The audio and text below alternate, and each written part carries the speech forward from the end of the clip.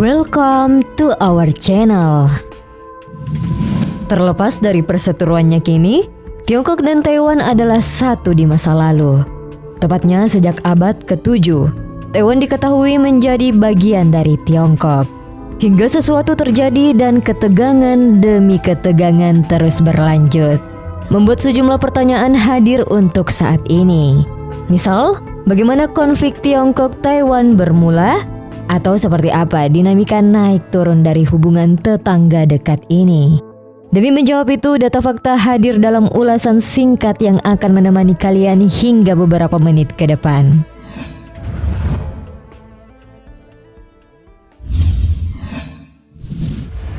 Sejarah awal. Ketika dinasti Qing yang memimpin Tiongkok kala itu jatuh pada 1911, negara itu pun mengalami kekacauan politik. Seperti dikutip CNN yang melansir Pusat Strategis dan Studi Internasional, pemimpin Amerika Serikat, Tiongkok, dan Inggris menandatangani Deklarasi Kairo pada 1 Desember 1943, di mana melalui deklarasi tersebut, ketiga pihak mengakui bahwa seluruh wilayah yang dicaplok Jepang dari Tiongkok, seperti Manchuria, Taiwan, dan Kepulauan Penghu harus dikembalikan ke Tiongkok. Namun bersamaan dengan itu, dua partai politik besar tengah memperebutkan kekuasaan atas negeri tirai bambu. Ya, itu adalah Partai Nasionalis Kuomintang dan Partai Komunis Tiongkok. Saat itu dua kelompok politik militer dengan ideologi berlawanan ini saling bersaing untuk masa depan Tiongkok, yang berujung pada Perang Saudara 1945 hingga 1949. KMT yang berada di bawah komando Chiang Kai-shek akhirnya mengalami kekalahan, membuat ia dan pasukannya harus mundur ke Pulau Formosa alias Taiwan. Sementara pimpinan PKT, Mao Zedong, telah mengumumkan pembentukan Republik Rakyat Tiongkok di Beijing pada 1 Oktober 1949.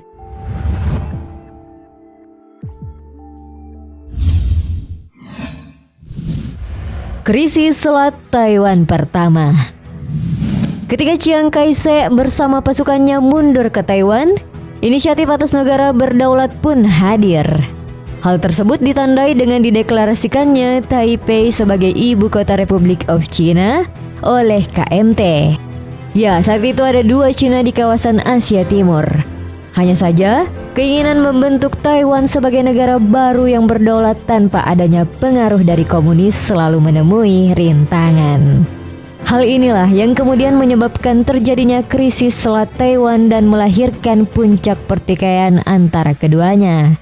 Dari sini, krisis Selat Taiwan pertama pun pecah, tepatnya pada Agustus 1954 ketika kaum nasionalis menempatkan ribuan tentara di Kinmen dan Matsu yang dikuasai Taiwan.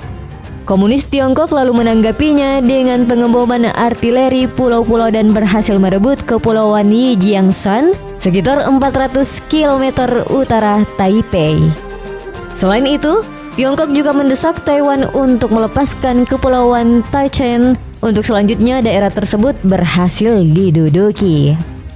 Pada masa itu, Taiwan mendapat bantuan dari Amerika Serikat, alasannya karena AS tidak menyukai rezim komunis.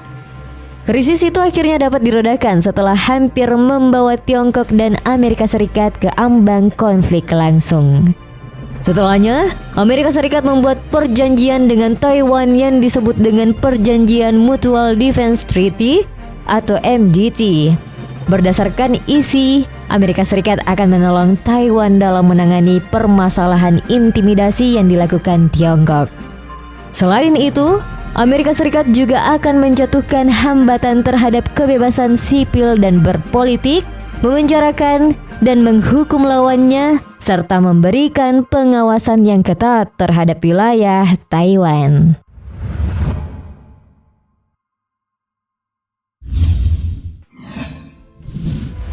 Krisis Selat Taiwan kedua. Setelah gencatan senjata, ternyata ketegangan antara Tiongkok dan Taiwan berlanjut melalui apa yang disebut sebagai krisis Selat Taiwan kedua. Hal ini ditandai dengan pertempuran yang kembali pecah pada tahun 1958. Saat itu pasukan Mao melakukan pengeboman intens terhadap Kinmen dan Matsu sebagai upayanya dalam mengusir pasukan nasionalis di sana.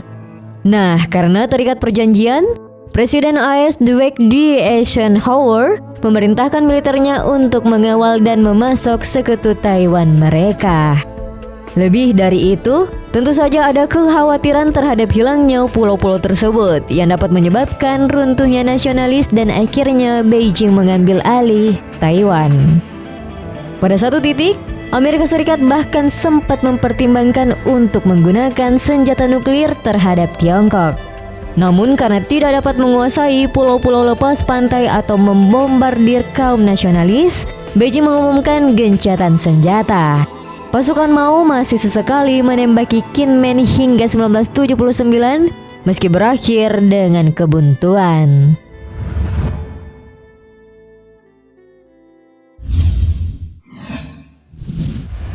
Kemerdekaan Taiwan.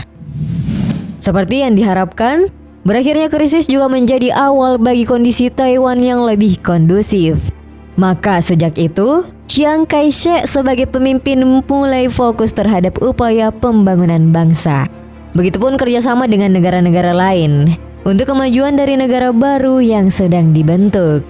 Namun segalanya berjalan tidak sesuai dengan harapan, mengingat Tiongkok yang selalu menginginkan agar negaranya bersatu dengan Taiwan. Dengan dalih melibatkan integritas dari rakyatnya, Tiongkok berupaya dalam banyak hal termasuk melalui invasi dan pengklaiman bahwa berdasarkan sejarah, Pulau Formosa atau Taiwan merupakan bagian dari wilayahnya.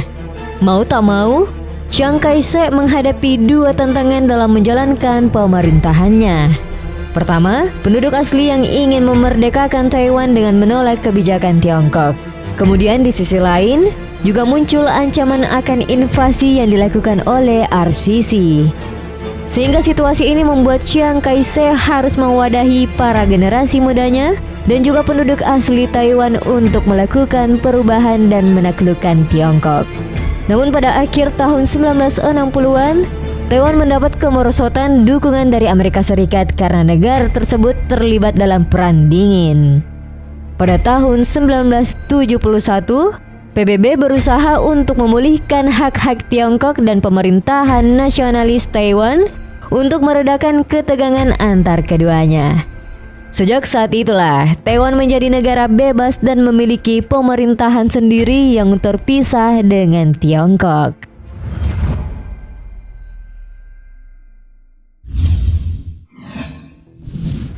Dinamika konflik Tiongkok-Taiwan. Jika kalian berpikir bahwa konflik selesai setelah Taiwan merdeka, tentu saja itu keliru sebab konflik masih terus berlangsung. Hubungan keduanya mengalami naik turun bahkan setelah pemerintahan Chiang Ching-kuo, anak dari Chiang Kai-shek. Di sisi lain, konflik yang terjadi antara Tiongkok dan Taiwan membuat hubungan Taiwan dengan Amerika Serikat semakin dekat. Bisa dilihat dari hubungan kerjasama yang terjalin termasuk melalui bidang keamanan juga pertahanan, di mana Amerika Serikat menjadi payung pertahanan bagi Taiwan. Selain itu, Amerika Serikat juga membentuk kebijakan Taiwan Relation Action yang dimuat dalam Undang-Undang 1979. Hal ini dilakukan demi terciptanya perdagangan persenjataan yang berdampak pada peningkatan terhadap kekuatan militer Taiwan. Hubungan antara Tiongkok dan Taiwan sempat membaik saat adanya rencana investasi di Tiongkok pada 1980-an. Pada 1991, keduanya menyatakan bahwa perang saudara telah berakhir. Tiongkok pun sempat menawarkan pilihan satu negara, dua sistem, yang memungkinkan otonomi Taiwan yang signifikan jika Taiwan setuju untuk ada di bawah kendali Beijing. Sistem ini berhasil membuat Hong Kong kembali ke Tiongkok tahun 1991, namun tawaran ini ditolak oleh Taiwan. Pada tahun 1995, ketegangan kembali meledak ketika Tiongkok mulai melakukan uji coba rudal di perairan sekitar Taiwan. Sebagai bentuk protes atas kunjungan Presiden Taiwan Lee Teng-hui ke Universitas alma maternya di Amerika Serikat. Uji coba rudal lebih lanjut dilakukan setahun kemudian saat Taiwan mengadakan pemilihan presiden langsung pertamanya. Namun hal ini menjadi bumerang karena Amerika Serikat mengirim 2 kelompok kapal induk untuk mendorong mundur Tiongkok. Jauh sebelum konflik saat ini, hubungan Tiongkok dan Taiwan telah memanas beberapa kali. Konflik keduanya tak lepas dari Tiongkok yang menganggap Taiwan sebagai bagian dari kedaulatan negaranya. Sementara Taiwan tak mengakui klaim tersebut. Hal ini semakin rumit dengan kehadiran Amerika Serikat yang menjadi kawan sekaligus lawan utama dari keduanya. Mengenai tujuan Amerika Serikat yang sebenarnya, tentu ini adalah pertanyaan terpisah. Nah, dari memanasnya hubungan ini, akankah invasi benar-benar akan terjadi?